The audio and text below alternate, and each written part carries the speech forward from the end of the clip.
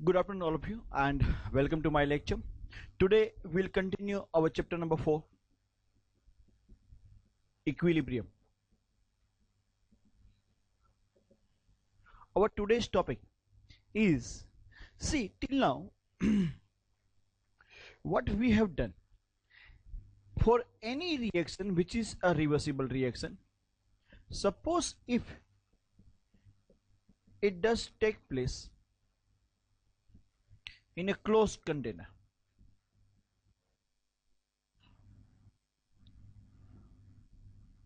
Suppose ये वाला reaction close container में हो रहा है and the parameters which affect the equilibrium को जो अफेक्ट करते हैं, अगर हम इसको कांस्टेंट रखते थे तो रिएक्शन इक्विलिब्रियम में आता था. We have learn that this reaction reaches to equilibrium. Our today's topic, we are going to study about those factors which affect equilibrium. We are going to study about the factors which affect equilibrium. Now, before we continue with this, we'll understand one very simple and basic concept. The concept is that in industry, normally any chemical reaction when they do, any chemical reaction, the goal is that this reaction should be able to produce as much product as possible, or rather say maximum amount of product. as much की जगह पे I may use maximum product is much better word. They want to produce जितना maximum product मिले उतना अच्छा है, क्योंकि they do not want उन्होंने जो ये कॉस्टली रिएक्टेंट परचेज कर रखे हैं, जो सोर्स मटेरियल है टू प्रोड्यूस दिस प्रोडक्ट, उसका वेस्ट हो. They do not want. कोई भी इंडस्ट्रियलिस्ट ये नहीं चाहता है, वो जो बनाना चाहता है वही बनना चाहिए, उनका मटेरियल ऐसे ही पड़ा रहना नहीं चाहिए. ये पहली चीज है. Not only that, second factor which they are talking about is it should be as much और maximum as possible. Second thing, as fast as possible, जितना जल्दी ये मिले. फॉर एन एग्जाम्पल, अगर मेरे पास एक ये रिएक्शन है,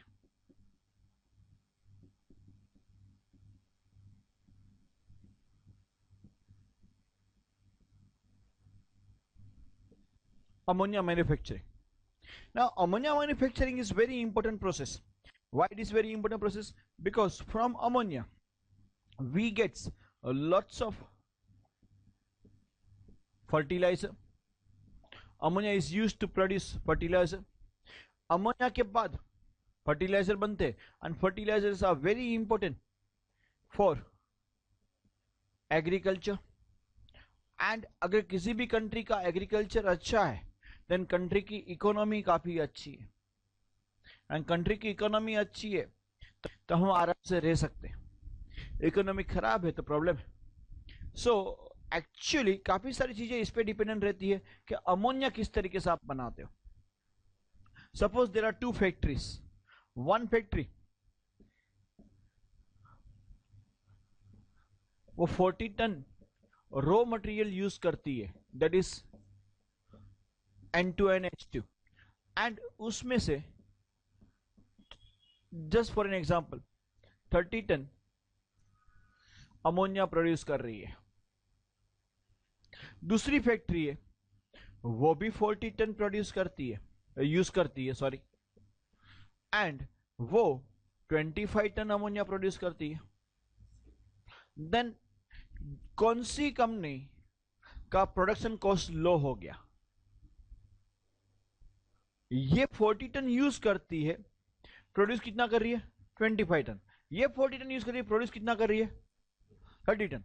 तो किसके लिए उनका ये अमोनिया का जो प्रोडक्शन बन रहा है वो सस्ता रहेगा या कॉस्टली रहेगा? किसका कॉस्टली रहेगा? बी का कॉस्टली रहेगा. एंड सस्ता किसका? तो लेस प्रोडक्शन, बिकॉज उनका वो ज्यादा बना रहे. बराबर कि नहीं? सेकेंड थिंग, और एक चीज ध्यान रखनी है, और दो कंपनी है CNT, लेट्स से सी, खाली एक की बात, वो 40 टन में से 30 टन प्रोड्यूस कर रही है. और लेकिन ये प्रोड्यूस करने के लिए उसको 5 दिन लग रहे हैं, एंड इसको 7 डेज लग रहे हैं। ये भी 40 टन में से 30 टन बना रही है, ये भी 40 टन में से 30 टन बना रही है, लेकिन the time required over here is 5 days and over here is 7 days। Over here is 7 days। तो कौन सी कंपनी का प्रोडक्शन कॉस्ट लो हुआ? सी का लॉस हुआ। क्यों? क्यों लेस हुआ? Production cost is less. Why? Because वो 5 दिन के अंदर बना लेती थी। 5 दिन के अंदर जो फैक्ट्री ओवरहेड एक्सपेंसेस लगते हैं, मजदूर की तनख्वाह लगती है, या तो फिर इलेक्ट्रिसिटी एक्सपेंसेस लगते हैं, या तो दूसरी चीजें लगती है, वो सब कम हो जाएगा। तो सबसे चीप प्रोडक्ट का मतलब कहने का इसका प्राइस कंपेरेटिवली इफेक्टिव रहेगा, करेक्ट ना? कॉस्ट इफेक्टिव रहेगा, बाकी का प्राइस थोड़ा कॉस्टली रहेगा। सो ऑलवेज इंडस्ट्रियलिस्ट क्या चाहते हैं कि हमेशा ये प्रोडक्ट जितनी मैक्सिमम मिले उतना अच्छा, एंड जितना फास्ट मिले उतना अच्छा है। This is what they want. Okay, so we were talking about, suppose हमारे पास कोई रिएक्शन है जिसको हमने क्लोज कंटेनर में रखा हुआ है, and we are going to study about certain parameters. अगर वो इक्विलिब्रियम में पहुंच जाता है उसके बाद चेंज करेंगे। इक्विलिब्रियम में पहुंचने से पहले फिक्स थे। कौन कौन से फिक्स थे? तो भाई temperature, we keep temperature constant, we keep pressure constant, we keep volume constant, we keep concentration of reactant and product constant। जब तक इक्विलिब्रियम में नहीं है, जैसे ही इक्विलिब्रियम में एस्टैब्लिश हो गए, आफ्टर इक्विलिब्रियम हम लोग स्टडी करने वाले हैं कि अगर ये पैरामीटर्स को चेंज किया गया, देन उसकी इफेक्ट इक्विलिब्रियम पे कैसे होती है, देन इसकी इफेक्ट इक्विलिब्रियम पे कैसे होती है। That's what we are going to study. Okay, there was a scientist called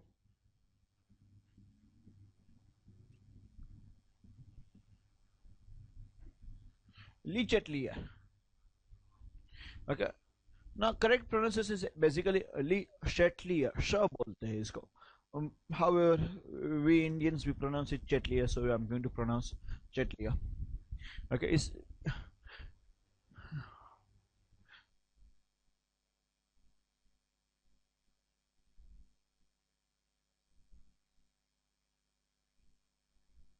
now here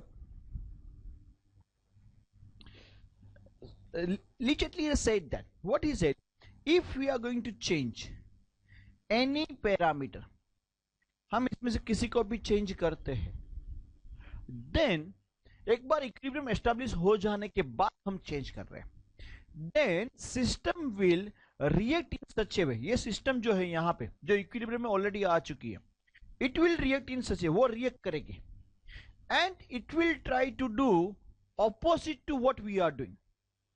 in another way, if we, okay, this is very simple way of saying it, if we try to do any change, system will try to nullify that change. If we try to increase temperature, system will try to decrease it. If we decrease the temperature, it will try to increase it. वो उल्टा करेगा। Whatever the change we will bring in, हम बढ़ाते हैं तो वो कम करता है, and अगर हम कम करेंगे तो वो क्या करेगा? बढ़ाएगा। इसमें से कोई भी parameters, whatever the change we will bring in, system will try to adjust in such a way, it will try to nullify the effect of that change. It will try to nullify the effect of that change. Correct or not? We'll continue further. See, we're going to study from our textbook. Let's see.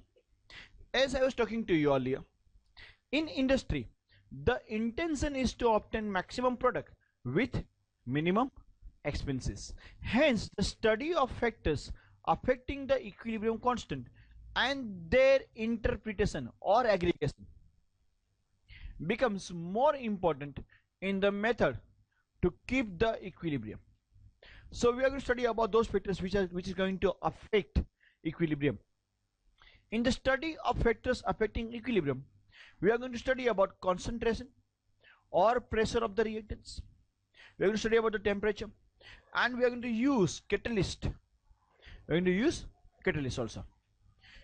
The production of ammonia by Haber process using dinitrogen dihydrogen is an important process, as I was explaining to you, because it is used in manufacturing of ammonia, and it is basically used to produce lots of artificial fertilizer. Hence the study of factors affecting such a reaction becomes essential. Now equilibrium constant, first thing remember, ये पहला point, equilibrium constant is independent of initial concentration of reactant. Suppose if we have a reaction over here R2P, अगर मैं ये reaction initially reactant का 50 मोल लेके करता हूं, and let's say कि इक्विलिब्रियम कांस्टेंट की value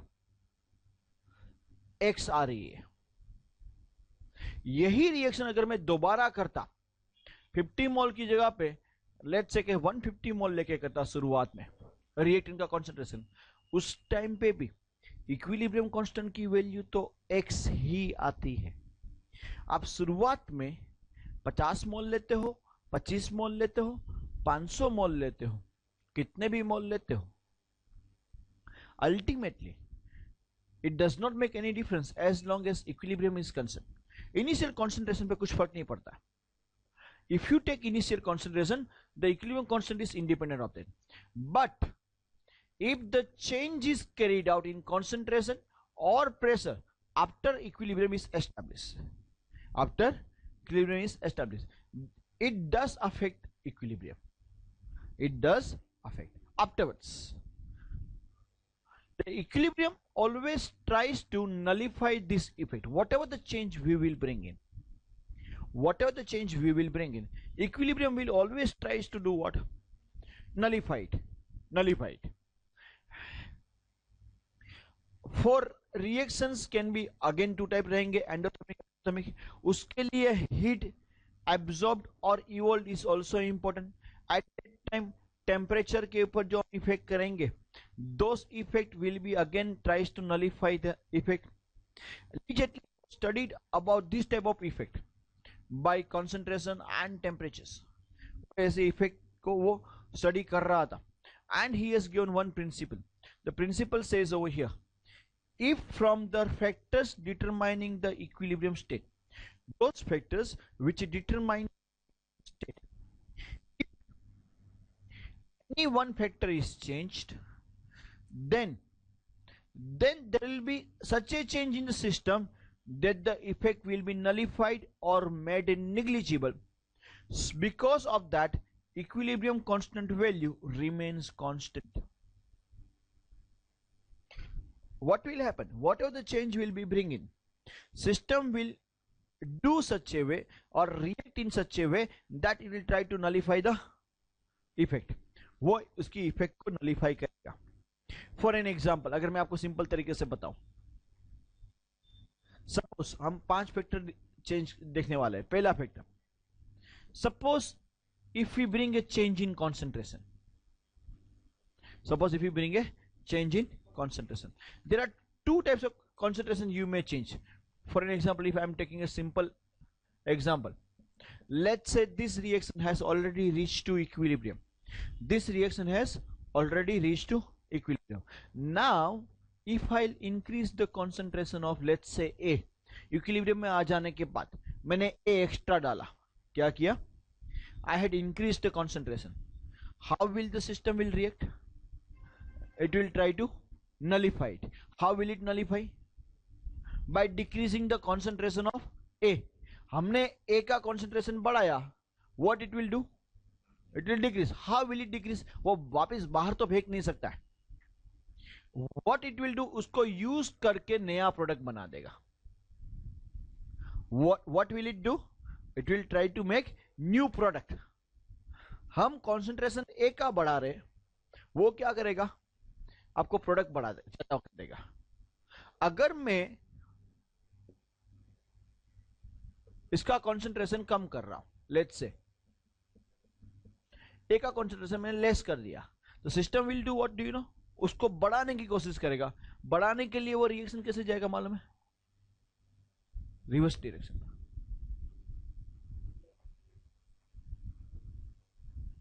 going reverse direction.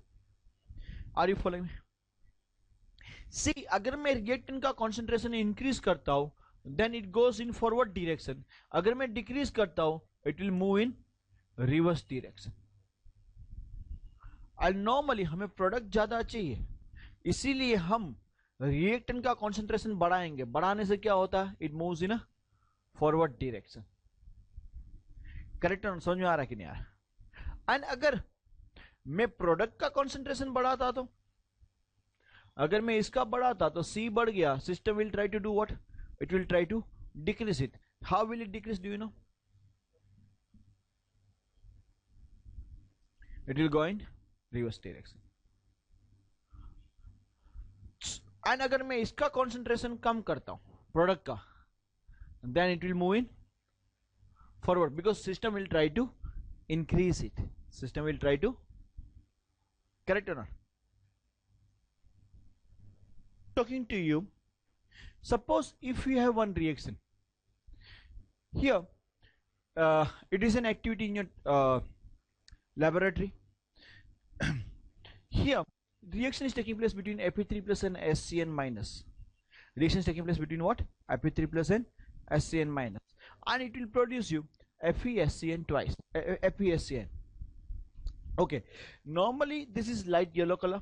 HCN जो इसको thiocyanate ion बोलते हैं, it is colorless, and we have iron thiocyanate which has a color of blood. Okay, now एक बार इक्विलिब्रियम एस्टैब्लिश हो चुका है इनके बीच में, आफ्टर दैट अगर हम इसके अंदर लेट्स से कि Fe3 प्लस एक्स्ट्रा डाल रहे हैं, क्या करेंगे? Fe3 प्लस एक्स्ट्रा डालेंगे तो ऑब्वियसली वी वांट टू सी कि यहाँ पे येलो कलर बढ़ना चाहिए, बिकॉज Fe3 प्लस कौन से कलर का है? येलो कलर, बट बढ़ रहा है रेड कलर। क्यों? बिकॉज अकॉर्डिंग लीचेटली प्रिंसिपल, अगर आप इसका कॉन्सेंट्रेशन बढ़ाते हो, reaction will go in which direction? Forward, and it will produce what? FeSCN। So intensity कौन से कलर की ज्यादा देखने को मिलेगी? रेड कलर की। Are you following me? You can read this activity, आप रीड कीजिए शांति से। That was one point. Now we are going to study about the effect of change in pressure. Now suppose reaction has reached to equilibrium and then there is change in pressure, and then there is change in pressure. First thing, let us understand very clearly that the change in pressure does not affect solid and liquid reactant and product. अगर आपके पास यहाँ पे solid reactant and product है या तो liquid reactant and product है, because solid and liquid are incompressible, उनके पर प्रेशर की इफेक्ट नहीं होने वाली है, उनके पर प्रेशर की इफेक्ट नहीं होने वाली है। प्रेशर की इफेक्ट किस पे होने वाली है? अगर रिएक्टेंट प्रोडक्ट किसमें है? गैसियस फॉर्म में। पहला पॉइंट ये। सेकंड पॉइंट जरा समझते कि जो गैस होता है it is like pressure. Gas कैसा? आई एम सॉरी, माफ करना, लास्ट स्टेटमेंट गलत मैंने बोला। For gas pressure is like concentration. Gas के लिए प्रेशर क्या होगा? कॉन्सेंट्रेशन जैसा ही है। अगर हम प्रेशर बढ़ाते हैं गैस के लिए, वी आर इंक्रीजिंग कॉन्सेंट्रेशन। अगर हम प्रेशर कम करते हैं गैस के लिए, we are decreasing concentration. Correct or not? So for gas pressure is nothing anything else, it's like concentration. So जैसे हमने कॉन्सेंट्रेशन का इफेक्ट लास्ट टाइम कंटिन्यू किया था, पढ़ाई किया था, उसी टॉपिक को मैं कंटिन्यू करेंगे। सपोज एक रिएक्शन है हमारे पास यहां पे, CO gas plus 3H2 gas gives you CH4 gas plus H2O gas. For this, if I increase pressure, I am bringing the change in pressure. अगर प्रेशर इंक्रीज कर रहा हूं तो इसका कॉन्सेंट्रेशन बढ़ेगा, इसका भी बढ़ेगा, इवन इसका भी बढ़ेगा, इसका भी बढ़ेगा, क्योंकि चारों की चारों क्या है, गैस। ऑल फोर का कॉन्सेंट्रेशन बढ़ने वाला है। तो इफेक्ट कैसे देखें, लेकिन जब बढ़ेगा थोड़ा ध्यान से देखेंगे।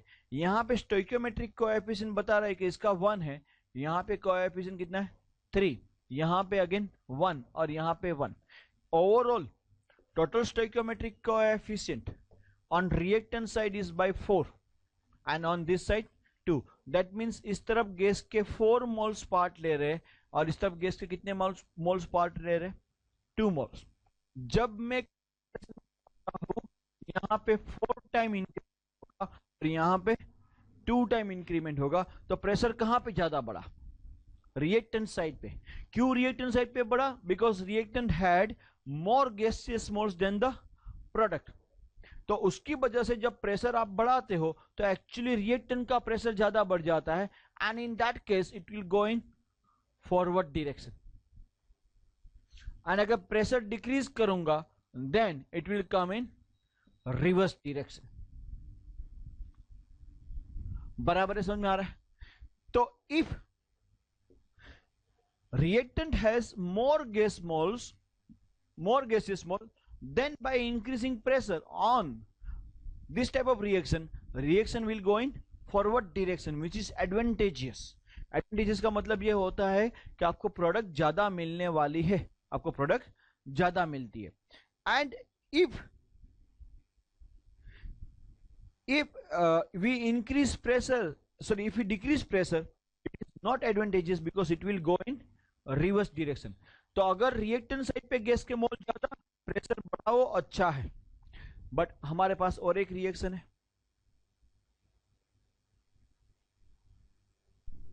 Let's say this one.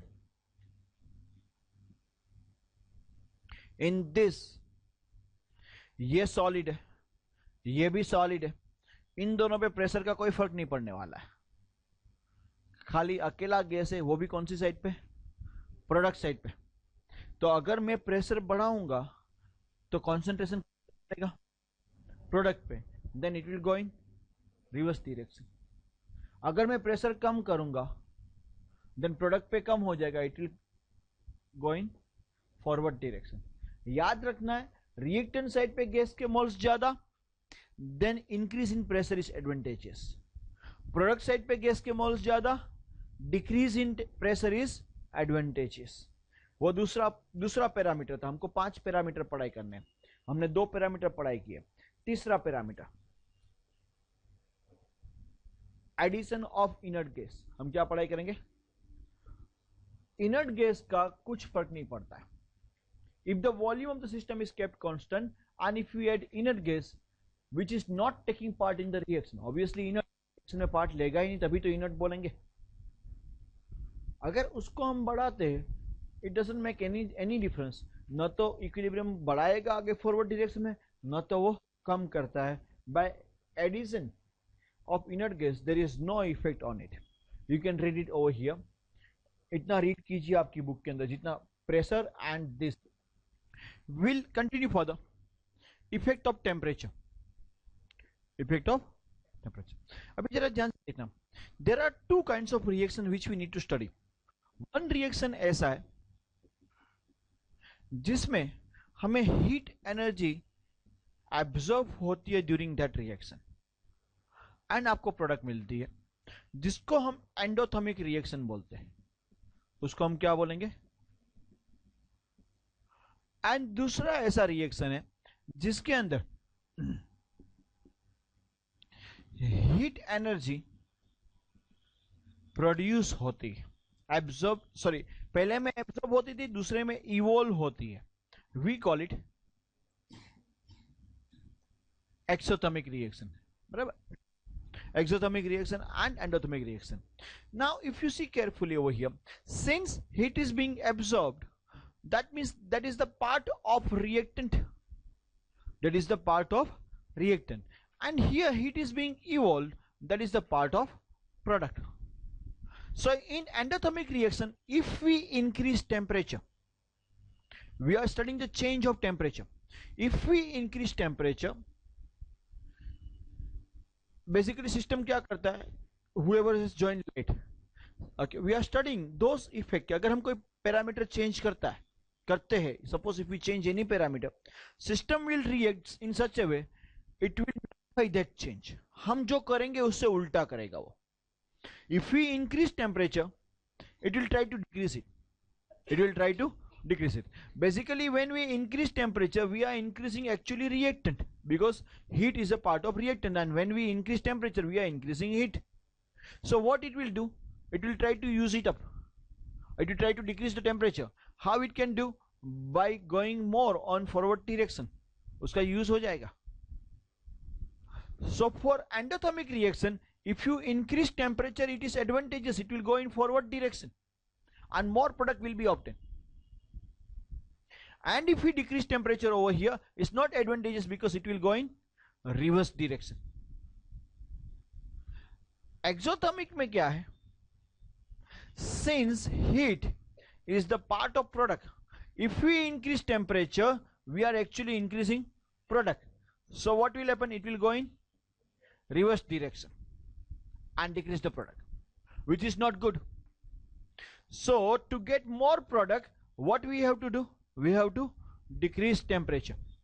So for exothermic reaction, decrease in temperature is advantageous and we get more of this. So exothermic reaction के लिए low temperature advisable according to Lee-Chatelier principle, but एक problem है, अगर आप temperature low कर देते हो तो रिएक्शन काफी स्लो हो जाता है, एंड रिएक्शन स्लो हो जाता है तो कॉस्ट बढ़ जाती है. So we don't want that. So sometimes they compromise and they do certain temperature जो बहुत लो भी नहीं है, बहुत हाई भी नहीं है, बट फिर भी they do it in this way. बराबर है कि नहीं? So will come to our text book. आपकी टेक्स्ट बुक में एक गलती है और मैं खाली बता देता हूं. यहां पे ये जो पहली बार लिखा है ना, इन एक्सोथर्मिक, ये गलत है. It should have been in endothermic.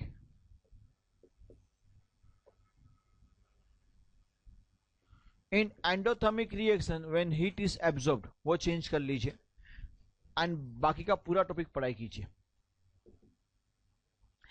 And the last one which we need to study is the effect of catalyst. See, catalyst क्या करता है? Normally the use of suitable catalyst always helps to increase the rate of reaction. For an example, they use iron powder in the manufacturing of ammonia as catalyst. What does it do? It normally increases the rate of reaction by decreasing energy of activation. What is energy of activation? कोई भी reaction शुरू करने के लिए, अभी के लिए मैं ऐसा बताऊंगा, सेमेस्टर 4 में डिटेल में पढ़ाई करेंगे जब केमिकल काइनेटिक्स पढ़ाई करेंगे. नॉर्मली फॉर एनी रिएक्शन, अगर आपको रिएक्शन चालू करना है तो आपको सर्टेन शुरुआत में एनर्जी देनी पड़ती है, उसको बोलते हैं energy of activation. For an example, अगर आपको पेट्रोल को, विच इज अ फ्यूल, अगर उसका कंबशन करना है, we need a spark. Spark देते हो तो पेट्रोल का कंबशन चालू होता है. व्हीकल के अंदर एक छोटा सा स्पार्क होता है, स्पार्क होने के बाद पेट्रोल का कंबशन चालू होगा. लाइक हमारा गैस लाइटर के लिए छोटा स्पार्क कैसे प्रोड्यूस करते हैं, लाइक दैट. देन अगर केरोसिन है, केरोसिन का स्टव होता है, तो उसको आप स्पार्क से नहीं चला सकते हो. You need a matchstick. Matchstick दोगे तब वो चालू होता है. And wood which is also a fuel, उसको जलाना है, matchstick is not sufficient. We need to put little bit cloth या द पेपर, या उसको जलाओ और साथ में वुड जलेगा, देन चलेगा. तो देख रहे हो, तीनों एक्चुअली फ्यूल ही है, petrol, kerosene as well as wood. But तीनों को जलाने के लिए, यानी कि कंबशन के लिए जो शुरुआत में एनर्जी देनी पड़ती है, that's not same. It is different. It is different. Since they are different, तो there activation energy is different. Now this activation energy जो होती है, इज लाइक हमारे पास सपोज ये एक रास्ता है और ये रास्ते पे, डू यू नो, ऐसा एक चीज आता है बीच में, what do we call? Speed breaker. Yes और नो? यहां पे 2 स्पीड ब्रेकर है, 2 टाइप के बताया गया. एक स्पीड ब्रेकर की हाइट कंपैरेटिवली ज्यादा है, तो जब व्हीकल इसके पास से पास होता है, सपोज यहां से जा रहा है, then vehicle has to reduce its speed so much, then आराम से पास होके यहां से जाएगा। बट समटाइम्स अगर ये छोटी स्पीड ब्रेकर वाला क्या बीच में छोटी हाइट वाला स्पीड ब्रेकर आ जाता है, देन व्हीकल दाड़ करके निकल जाता है। सी, जितनी हाइट इसकी ज्यादा है एंड इसकी जगह पे अगर ऐसा स्पीड ब्रेकर होता तो बड़ा वाला, देन व्हीकल को एकदम धीरे धीरे जाना पड़ता। You can't go and bang into it, correct or not? See, the height determines the speed of vehicle. जितना हाइट ज्यादा उतना स्पीड स्लो हो जाता है, एंड जितना हाइट कम उतना स्पीड ओके ज्यादा। नाउ आई कैनॉट से भाई केमिकल रिएक्शन में या तो केमिकल काइनेटिक्स में ऐसे एनर्जी ऑफ एक्टिवेशन ऐसा ही है, बट कंपेयर कर रहा हूं। Energy of activation is like जो ये स्पीड ब्रेकर है on the road, similarly energy of activation is like speed breaker for the reaction. जितना एनर्जी ऑफ एक्टिवेशन हाई है उतना ही रिएक्शन स्लो है। हमने देखा वुड फटाफट जलता है, किसकी स्पीड ज्यादा है? Combustion of wood, does it take place faster, और combustion of petrol, it takes place very fast because it has less activation energy. lesser the activation energy, rate of reaction is fast. So catalyst क्या करता है मालूम है? अगर किसी reaction की activation energy इतनी ज्यादा है, उसको कम करके इतनी कम कर देता है। so, कम कर देने की वजह से वो रिएक्शन काफी फास्ट जाएगा। पहली चीज समझ में आ रही? what does catalyst do? it decreases the energy of activation, that's why reaction becomes fast, but it does not change equilibrium. But it does not change equilibrium. It does not change the equilibrium constant. क्यों? equilibrium constant basically उसकी value बढ़ा नहीं देगा वो आपको okay by using catalyst. पहले ऐसा था कि बिना कोई कैटलिस्ट के अगर आप एक रिएक्शन कर रहे हो विदाउट कैटलिस्ट, आपको प्रोडक्ट लेट से 100 टन मिलता था। ओके, आफ्टर यूजिंग कैटलिस्ट वो 500 टन नहीं हो जाने वाला है, अभी भी 100 टन ही मिलेगा। Amount of product still remain same, but what does it do? Suppose पहले केस में 100 टन प्रोड्यूस करने के लिए उनको लेट से 5 डेज लगते थे, अभी वो चीज को वो 3 डेज के अंदर कंप्लीट कर देगा। What does it do? It gives the same amount of product, 100 ton 100 ton. Without catalyst it takes 5 days, with catalyst it increases the rate of reaction. It does not increase only rate of forward reaction, क्योंकि ये equilibrium में वो forward reaction का rate तो बढ़ाता ही है, साथ साथ में रिवर्स रिएक्शन का भी रेट बढ़ाता है। आप सोचिए, सपोज मेरे पास यहां पे एक व्हीकल है, ये भाई साहब जा रहे हैं, ओके, जब वो यहां से गए तो उसको जो स्पीड ब्रेकर का हाइट था वो जो लग रहा है, जब वो रिवर्स आएगा तो कुछ अलग हो जाएगा कि वही रहेगा? रिवर्स के लिए भी सेम स्पीड है एंड फॉरवर्ड के लिए भी सेम स्पीड है। रिवर्स के लिए ये वाला एंड फॉरवर्ड के लिए ये वाला, ऐसा नहीं है। When it decreases the energy of activation, catalyst क्या करता है? एनर्जी ऑफ एक्टिवेशन को डिक्रीज करता है। वो रिवर्स के लिए भी डिक्रीज करेगा, फॉरवर्ड के लिए भी डिक्रीज करेगा। समझ में आ रहा है कि नहीं आ रहा? तो दोनों के लिए रेट ऑफ रिएक्शन इंक्रीज कर देगा, इसीलिए इक्विलिब्रियम फास्ट एस्टैब्लिश होता है, ज्यादा एस्टैब्लिश नहीं होता है। इक्विलिब्रियम फास्ट एस्टैब्लिश होता है, not more. Are you following me? Is that understood? So that is catalyst का role. Why don't you read this role of catalyst till here? We'll continue further over here.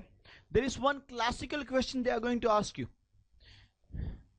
State Le Chatelier's principle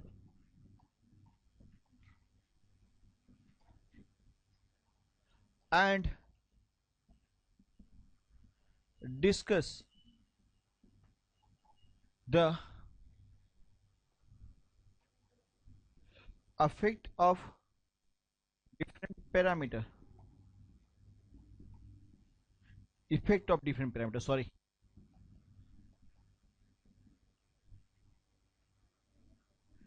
in Haber's process.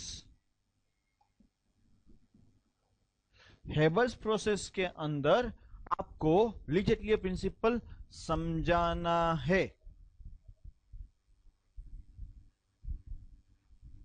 Okay, ये एक काफी important question है, आपको पूछेंगे। तो देखो मैं आपको समझा रहा हूं, अगर पूछते तो क्या क्या लिखना है।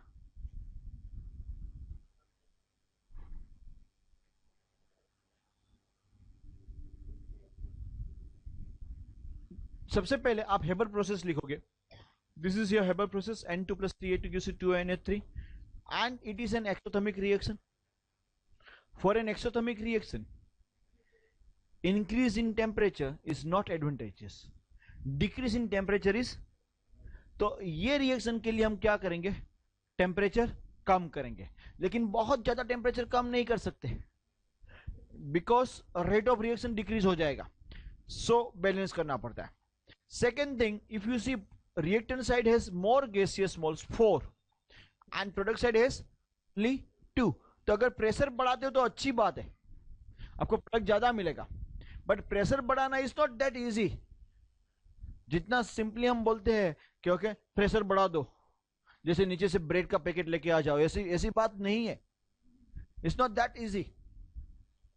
प्रेशर बढ़ाना मतलब you should have that much, पहले तो इतनी कैपेसिटी वाले कंटेनर बनाना पड़ेगा, क्लोज कंटेनर में होता है।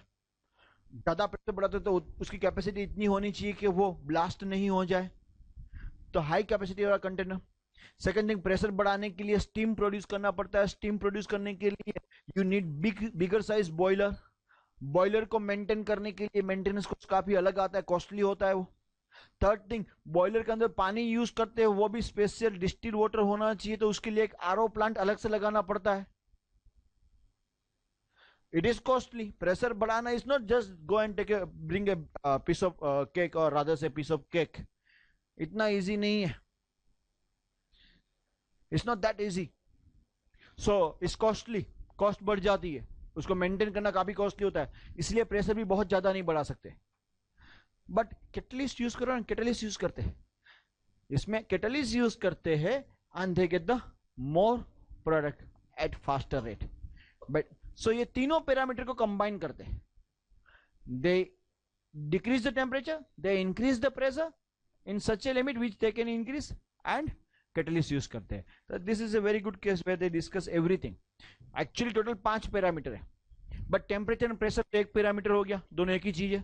सॉरी, प्रेशर एंड कॉन्सेंट्रेशन, माफ करना, प्रेशर एंड कॉन्सेंट्रेशन तो एक ही चीज होगी, एक पैरा मतलब 2 तो चले गए। इनर्ट गैस तो की यूज नहीं है, 3 चले गए, बाकी बचे थे 2, catalyst and pressure, sorry temperature. तो सबके सब पैरामीटर इसके अंदर ये केस के अंदर होते हैं। And most IMP question from this chapter